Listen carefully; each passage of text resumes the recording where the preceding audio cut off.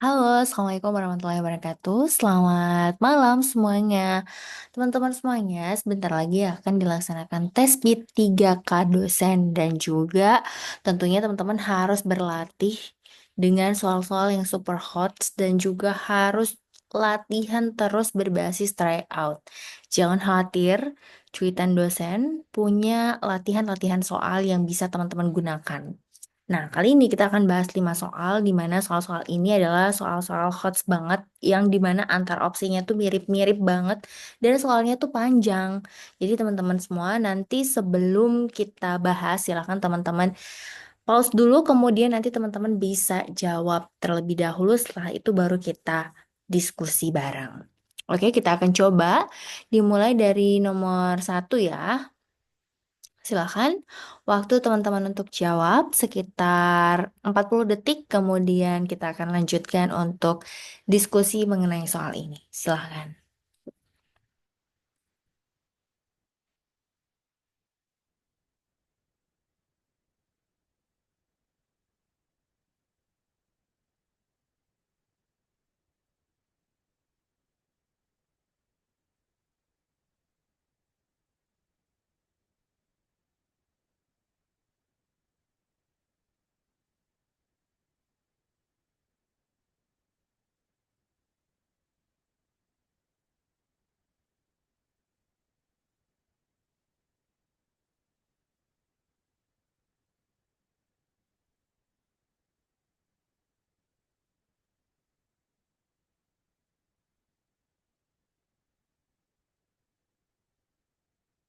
Oke, kita akan bahas soal nomor satu ini ya, teman-teman. Jadi soal nomor satu ini kita lihat dulu pertanyaannya adalah berdasarkan prinsip penyelenggaraan pembelajaran yang ideal, langkah manakah yang paling tepat untuk mengatasi permasalahan tersebut?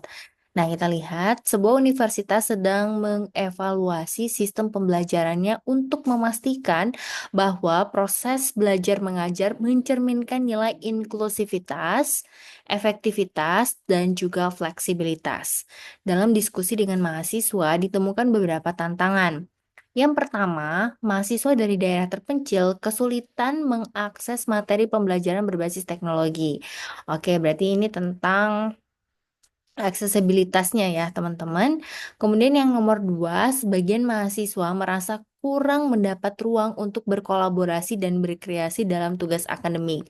Oke, jadi tugas-tugasnya belum mencerminkan teamwork ya teman-teman. Yang ketiga, ada mahasiswa dengan kebutuhan khusus yang merasa metode pembelajaran kurang akomodatif bagi mereka. Nah, kira-kira apa langkah strategisnya? Kita lihat ya teman-teman. Jadi harus bisa menyelesaikan tiga permasalahan ini ya. Jadi jangan sampai cuma mengakomodir satu atau dua aja. Kita mulai yang pertama, menyediakan materi pembelajaran dalam berbagai format, termasuk cetak dan digital, serta memastikan aksesibilitas bagi mahasiswa dengan kebutuhan khusus. Oke, di sini belum ada yang untuk menyelesaikan nomor dua ya, teman-teman, di mana untuk menjalin kolaborasi. Jadi, dan juga untuk pembelajaran berbasis teknologi itu bukan berarti hanya menyediakan cetak atau digital ya. Sepertinya ada masalah-masalah lain juga ya, seperti ketersediaan sinyal dan lain-lain. Oke, berarti di sini belum mengakomodir juga nomor dua, berarti belum ideal ya. Jadi kita harus soal-soal penalaran kayak gini harus bisa memastikan untuk menjawab berbagai permasalahan yang ada. Yang B, menerapkan sistem pembelajaran berbasis proyek yang memungkinkan mahasiswa berkolaborasi dan menyesuaikan metode belajarnya sesuai dengan kebutuhan mereka. Nah, kalau ini kita hanya fokus untuk ini ya, berkolaborasi dan berkreasi. Belum ada yang nomor tiga untuk kebutuhan khusus dan juga untuk yang daerah terpencil yang sulit mengakses pembelajaran berbasis teknologi. Yang C, mengintegrasikan kebijakan fleksibilitas akademik seperti rekognisi pembelajaran sebelumnya agar mahasiswa dapat menyesuaikan jalur belajarnya dengan kondisi masing-masing. Nah, ini kita keep dulu ya teman-teman karena di sini ada bagaimana penyesuaian rekognisi pembelajaran. Oke. Yang D, Mengembangkan pendekatan pembelajaran yang mencakup penyediaan teknologi yang lebih merata, ruang kolaboratif yang lebih luas, dan kebijakan fleksibel bagi mahasiswa dengan kebutuhan khusus. Nah, teman-teman, kalau antara C dan D yang bisa mengakomodir semua permasalahan tadi adalah D ya. Jadi poin D ini adalah 5. Kita cek dulu yang E, menyediakan pendampingan akademik dan sosial yang lebih intensif bagi mahasiswa dengan kebutuhan keterbatasan akses pendidikan sambil mempertahankan standar akademik yang tinggi. Nah, ini justru tidak fleksibel ya, teman-teman. Sedangkan prinsip belajar inklusif, efektivitas, dan juga fleksibilitas ini ada di Permendikbudristek nomor 53 tahun 2023, di mana pembelajaran harus mencerminkan tiga aspek ini. Jadi, kita dapat lihat bahwa jawaban yang paling tepat adalah D, karena opsi ini mencakup solusi yang lebih menyeluruh dengan mempertimbangkan aspek teknologi, kolaborasi, dan fleksibilitas bagi seluruh mahasiswa, bukan hanya fokus pada satu aspek tertentu. Nah, kita lihat tadi yang opsi A itu hanya pada akses materi ya, tetapi tidak mengatasi masalah kurangnya kolaborasi dan kreativitas. Yang B tidak secara langsung mengatasi masalah aksesibilitas bagi mahasiswa dari daerah terpencil. Kemudian yang C tadi fokusnya hanya pada fleksibilitas akademik tanpa menyentuh aspek aksesibilitas teknologi dan ruang kolaborasi. Dan yang D solusi ini lebih bersifat reaktif membantu setelah mahasiswa. Jadi tidak ada tindakan preventif. Nah, teman-teman semuanya, jadi soal penalaran tuh hot banget ya. Jadi semua opsi itu sama, tapi kita harus pilih opsi di mana yang benar-benar bisa menjawab sesuai dengan pertanyaan yang ada. Oke, next kita coba soal nomor 2. Silakan waktunya sekitar kurang lebih 30 detik sampai 40 detik dimulai dari sekarang.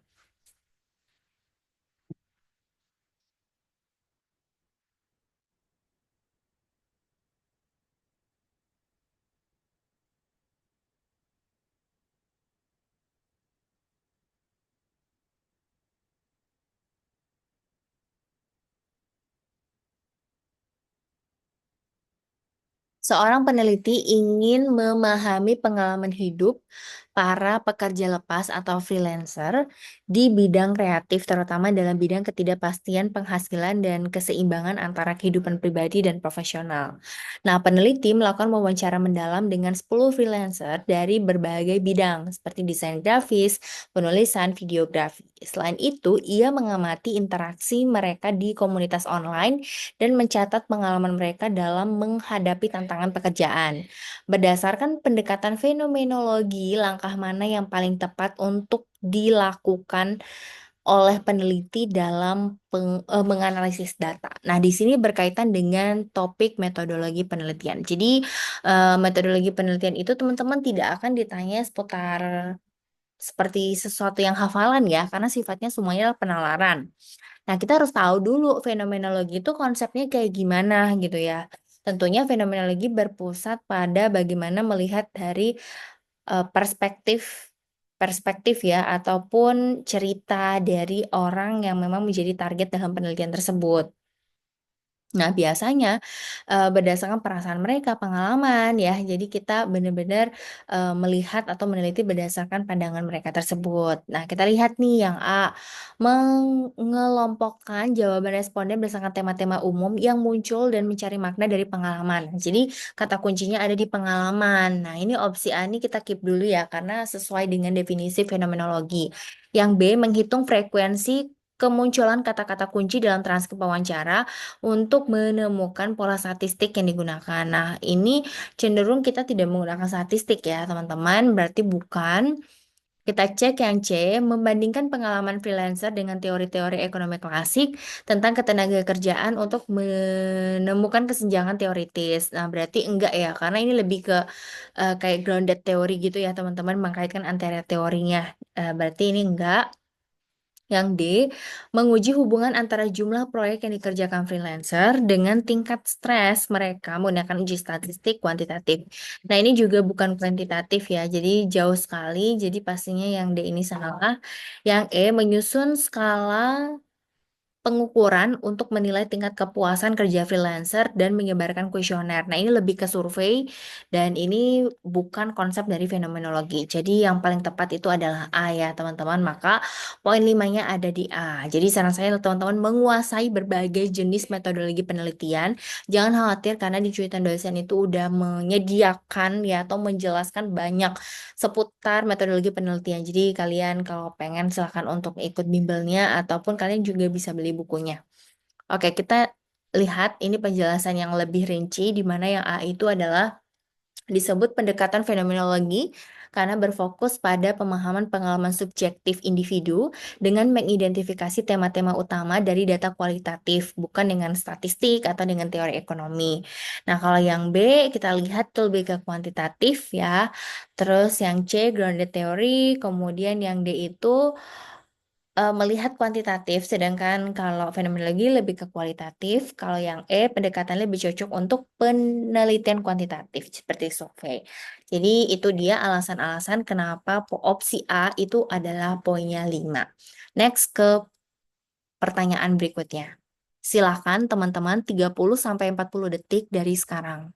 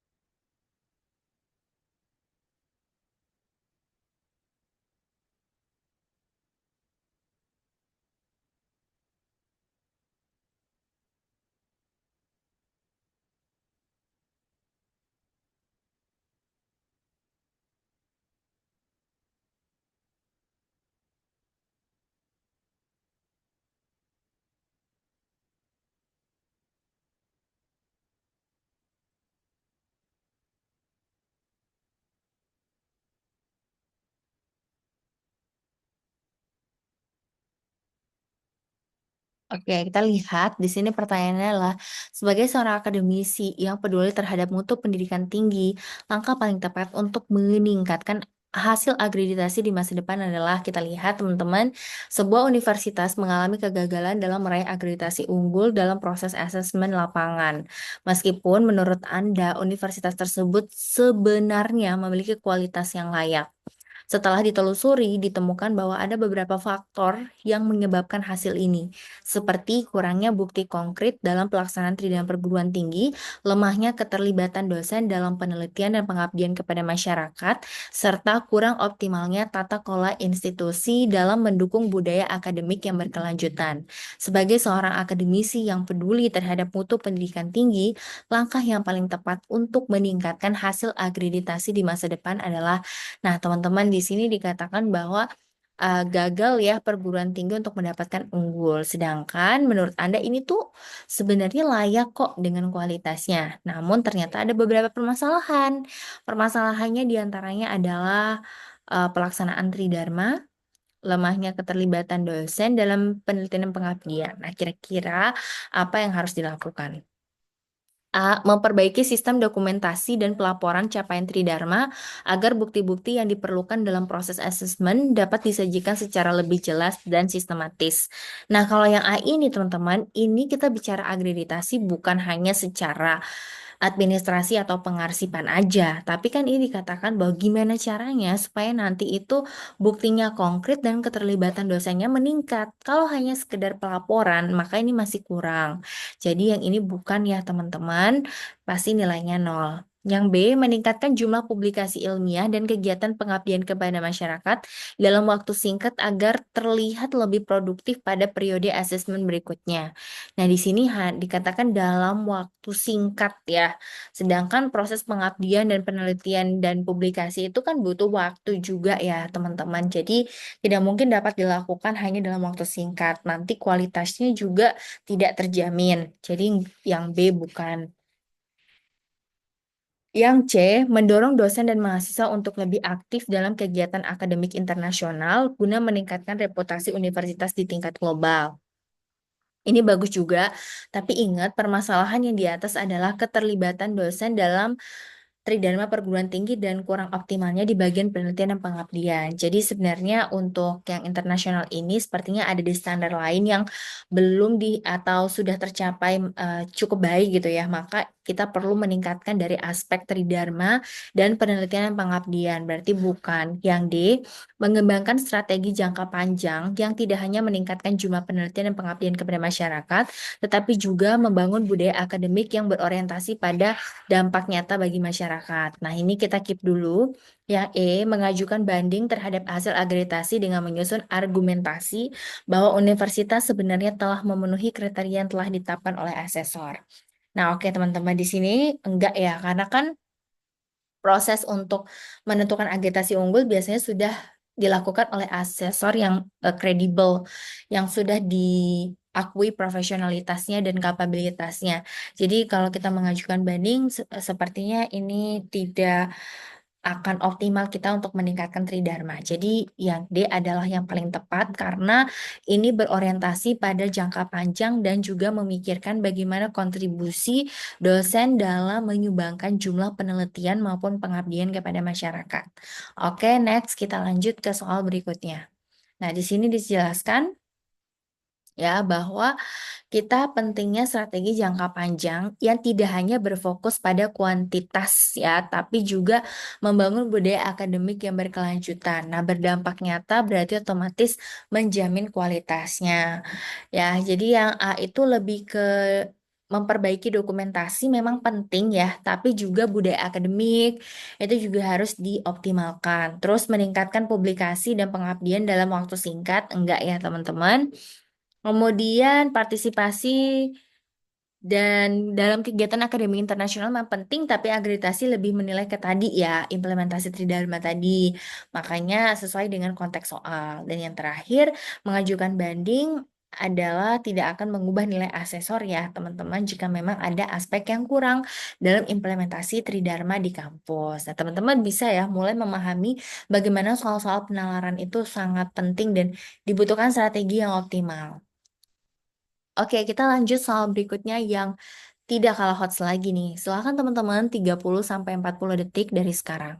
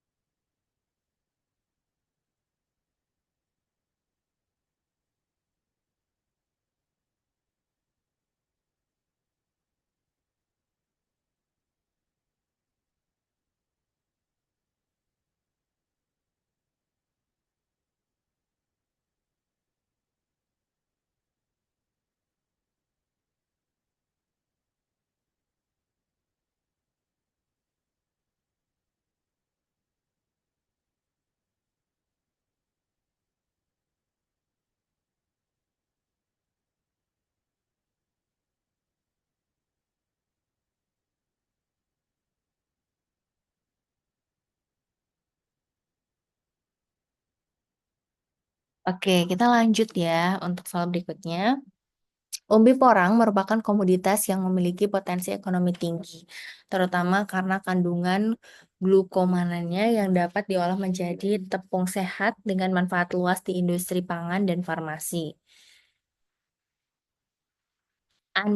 Sebagai seorang dosen biologi yang menerapkan project-based learning dalam pembelajaran, Anda ingin mengintegrasikan riset dan inovasi mahasiswa dengan pengabdian kepada masyarakat, agar budidaya porang tidak hanya berorientasi pada produksi, tetapi juga memiliki nilai tambah bagi kesejahteraan masyarakat. Maka langkah yang paling tepat yang Anda lakukan adalah, nah, ini teman-teman kita lihat yang A, mendorong mahasiswa untuk mengembangkan inovasi tepung porang sebagai produk sehat dan ramah lingkungan, kemudian mengedukasi masyarakat tentang manfaatnya agar terjadi peningkatan konsumsi pangan sehat berbasis lokal. Nah, teman-teman kita lihat ya, kita kaji yang A, mendorong mahasiswa untuk mengembangkan inovasi tepung porang. Oke, bagus. Tapi di ujung-ujungnya di sini hanya mengedukasi aja gitu ya. Jadi ketika pengabdiannya selesai, itu nggak bisa dilanjutkan oleh masyarakatnya. Sementara di sini dikatakan bahwa gimana caranya bisa meningkatkan nilai tambah bagi kesejahteraan masyarakat.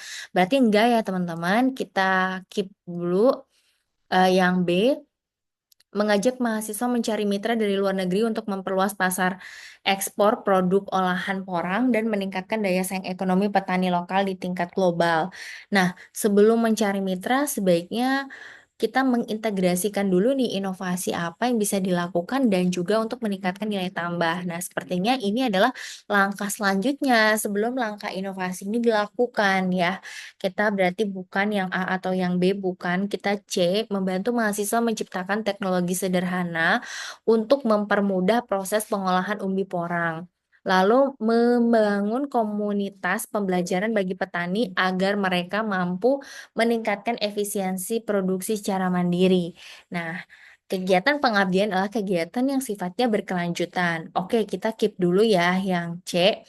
Kita lihat yang D, mendorong mahasiswa untuk meneliti efektivitas porang dalam produk pangan sehat dan mempublikasikan hasilnya di jurnal internasional, sehingga temuan akademik dapat diakui secara luas dan berkontribusi dalam pengetahuan ilmu pengetahuan. Nah, berarti ini enggak ya teman-teman, karena kan di sini yang utama adalah pengabdian plus kesejahteraan. Ini sepertinya lebih ke output penelitian. Yang E, mengadakan pelatihan intensif bagi petani tentang budidaya dan pemanfaatan porang berbasis prinsip pertanian berkelanjutan. Dengan harapan mereka dapat mengadopsi praktek ramah lingkungan dan meningkatkan hasil panen secara berkelanjutan. Oke, berarti dua opsi yang menjadi kandidat untuk jawaban yang benar. Kalau bukan C, berarti E. Nah, kita lihat yang E di sini katakan bahwa pelatihan intensif. Sementara yang C, kita sebagai dosen itu punya kontribusi nih supaya mahasiswa bareng-bareng bisa menciptakan teknologi sederhana dan nantinya itu bisa meningkatkan nilai tambah bagi kesejahteraan masyarakat. Maka opsi yang benar itu adalah di C ya, teman-teman. Bukan hanya sebagai pelatihan intensif aja, tapi kita pengen agar setelah program itu selesai, masyarakat tetap bisa melanjutkan ataupun melaksanakannya. Seperti itu teman-teman ya, apalagi konsepnya adalah project based learning. Berarti membuat sebuah projectnya tadi membuat sebuah ini teknologi sederhana. Nah, kita lihat di sini juga di mana nantinya dengan membuat teknologi sederhana itu bisa mengintegrasikan pendidikan, penelitian, dan pengabdian kepada masyarakat yang lebih aplikatif. Itu dia teman-teman. Jadi konsep dari PBL ini adalah harus bisa menghasilkan produk ya, namanya juga project ya. Jadi harus ada outputnya. Selain itu, selain ada output juga ada outcome-nya. Oke, jadi jawaban ini yang benar itu adalah yang C ya. Oke, kita lanjut next pertanyaan berikutnya. Silakan teman-teman, waktunya sekitar 30 sampai 40 detik dimulai dari sekarang.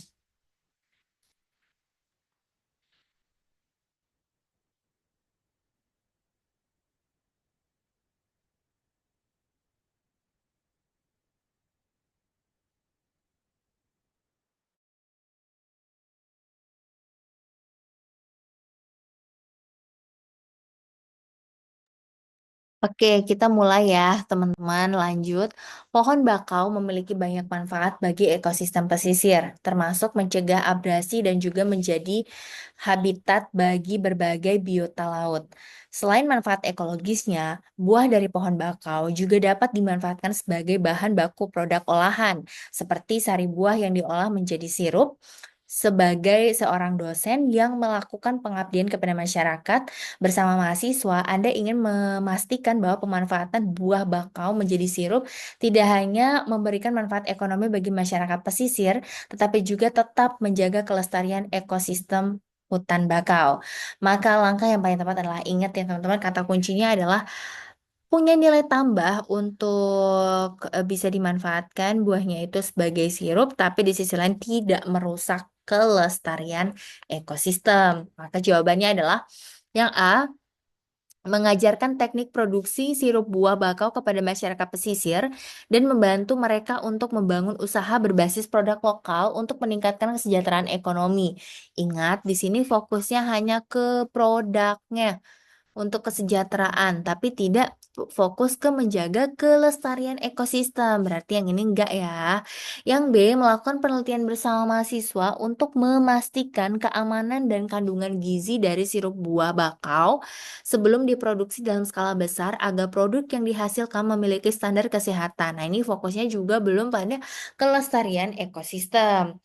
Jadi nanti kalau fokusnya ke sana, maka akan ada penggunaan yang berlebihan gitu ya teman-teman, yang dapat merusak lingkungan juga atau dapat merusak ekosistem.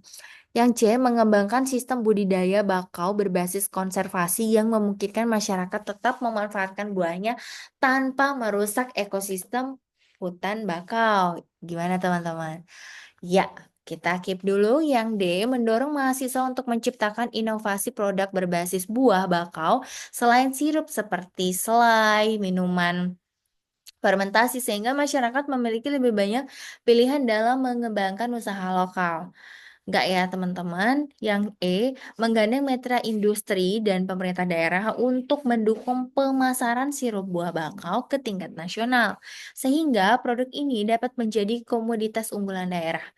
Enggak juga ya teman-teman, ini lebih bagaimana melihat fokusnya kepada pengembangan sirup aja ya dari buah bakau ini tanpa memperhatikan ekosistem. Jadi jawaban yang paling tepat itu adalah C ya. Jadi meningkatkan pendekatan pengabdian kepada masyarakat yang sifatnya berkelanjutan di mana pemanfaatannya tidak merusak ekosistem.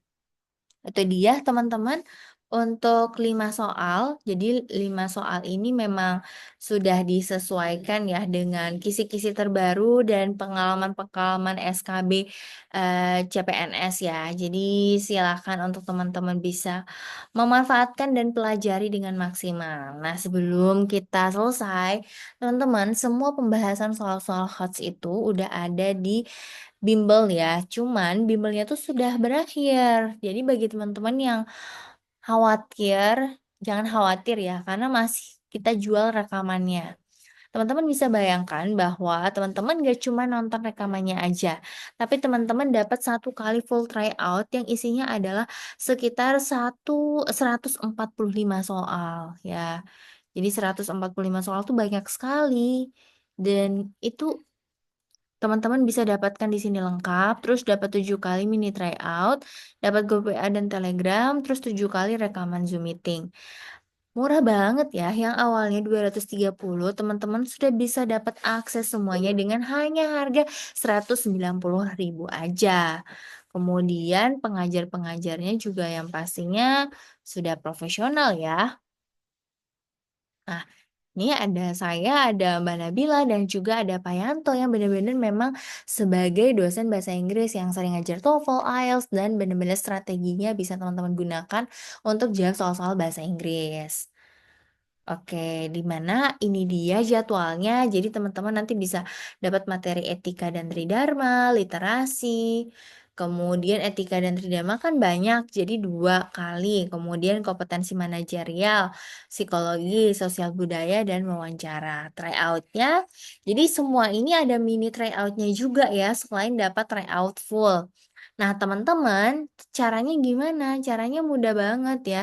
Caranya teman-teman silakan nanti di sini ada caranya, kunjungi website cuitandosen.com, register, kemudian login, nanti di situ teman-teman pilih paket bimbel P3K dosen, tapi nanti masukkan kode vouchernya ya, biar teman-teman mendapatkan lebih murah lagi. Nah, setelah itu teman-teman nanti bisa bergabung di kelas baik di WA maupun di Telegram atau nanti kalau teman-teman kesulitan bisa banget untuk menghubungi admin. Nah, terus bagi teman-teman yang bukan dosen dan pengen banget cuma akses materi, 3 materi pokok utamanya aja, itu bisa banget dan harganya ini murah banget ya. Cuma 50.000 aja. Teman-teman bisa dapat 1 kali full tryout, 3 kali mini tryout, 3 kali rekaman Zoom meeting. Di sini, jadi teman-teman bakal dapat materi manajerial, sosial kultural, dan wawancara yang soal-soal ini muncul di semua formasi ya, bukan cuma dosen aja. Ini jadi teman-teman nanti dapat tryout plus dapat juga mini tryout. Jadi kurang apa lagi teman-teman? Semuanya bisa teman-teman akses.